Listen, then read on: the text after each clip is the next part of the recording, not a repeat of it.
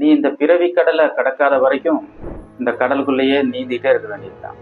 இப்போ படகு கவுந்து நடுக்கடல்ல அந்த ஆபத்துக்குள்ளாகிறவங்க என்ன பண்ணுவாங்க? அவ்வளோ தூரம் கடலை நீந்தியே கடக்க முடியுமா? அவங்க அப்படியே விழுந்து தத்தளிச்சிட்டு இருக்கோம். எந்த திசை நோக்கி போயிட்டு இருக்கோம்னே தெரியல. ஏதோ ஒரு திசையில் நீந்திட்டு இருக்கிறோம். நடுக்கடல்ல திக்கு தெரியாம தத்தளிச்சிட்டு இருக்கும்போது ஒரு படகு வந்தா எப்படி இருக்கும்? அது அந்த விபத்துல சிக்கினவங்களுக்கு தான் அதோட அர்த்தம்.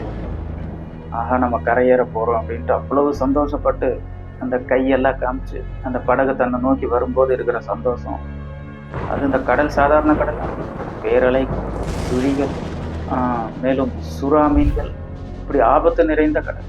அதனால நீந்துறது மட்டும் கஷ்டம் இல்லை, இந்த ஆபத்துகளையும் சந்திக்கணும்.